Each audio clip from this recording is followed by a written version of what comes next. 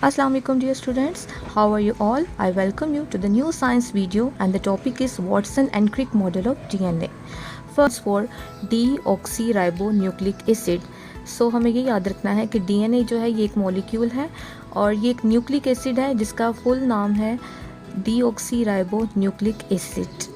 DNA को हम hereditary material भी कहते हैं, जैसे कि आपको लास्ट वीडियो में भी बताया था कि डीएनए जो है बेसिकली इसके पास डीएनए के पास इंफॉर्मेशन होती है in the form of genes. वो जीन्स को एज अ कैरियर जो है वो ट्रांसफ़र करता है from parents to the offspring. So we can see that कि जो डीएनए है यही मेन चीज़ है जो पेरेंट्स से ऑफस्प्रिंग में ट्रांसफ़र होती है और ये इंफॉर्मेशन को कैरी करके ट्रांसफ़र होता है। अगर हम सेल के स्ट्रक्चर को देखें, जैसा कि आपके सामने ये शो हो रही है पिक्चर, इसमें हमें पता है कि जो सेल है उसके अंदर जो सेंट्रल पार्ट है वो न्यूक्लियस है और न्यूक्लियस के अंदर क्रोमोसोम्स मौजूद होते हैं। क्रोमोसोम्स की कंपोजिशन को देखें तो हमें पता चलता है क्रोमोसोम्स डीएनए और प्रोटीन से मिलकर बनते हैं। सो डीएनए की एग्जैक्ट लोकेशन क्या है, वो ये है कि डीएनए जो है वो क्रोमोसोम्स की फॉर्म में न्यूक्लियस के अंदर पाया जाता है। अगर हम वाटसन और क्रिक मॉडल की बात करें तो उसके अकॉर्डिंग हमें पता चलता है कि वाटसन एंड क्रिक इन दोनों साइंटिस्ट ने 1953 में डीएनए का स्ट्रक्चर एक्सप्लेन किया और इन दोनों को नोबेल प्राइज़ दिया गया इन 1962।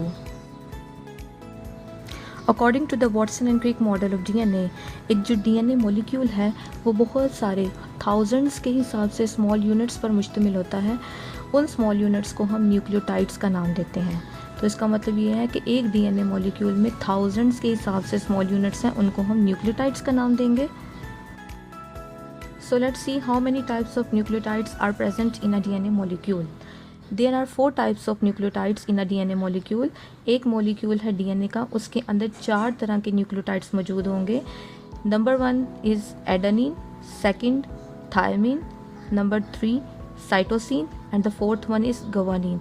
ये 4 तरह के न्यूक्लियोटाइड्स हैं जो आपस में बॉन्ड बनाते हैं। ठीक है, हमने ये याद रखना है कि एडेनिन जो है वो हमेशा थायमिन के साथ बॉन्ड बनाएगा और जो ग्वानिन है वो हमेशा साइटोसिन के साथ बॉन्ड बनाएगा। As you can see in the picture that DNA molecule is made up of 2 strands of nucleotides। एक डीएनए का जो मॉलिक्यूल है वो 2 लंबे लंबे स्ट्रैंड्स पर मुश्तमिल है और वो दोनों स्ट्रैंड्स जो हैं वो न्यूक्लियोटाइड से मिलकर बने हैं। इसका मतलब ये है कि हर डीएनए मॉलिक्यूल के अंदर 2 स्ट्रैंड्स होंगे और ये दोनों स्ट्रैंड्स जो हैं आपस में बॉन्ड बनाते हैं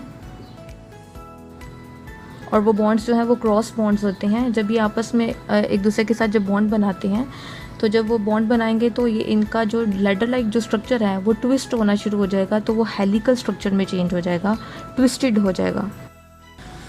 डीएनए के जो दोनों स्ट्रैंड्स हैं उनकी ट्विस्टिंग के बाद जो स्ट्रक्चर डेवलप होता है उसे हम double helical structure of DNA भी कहते हैं।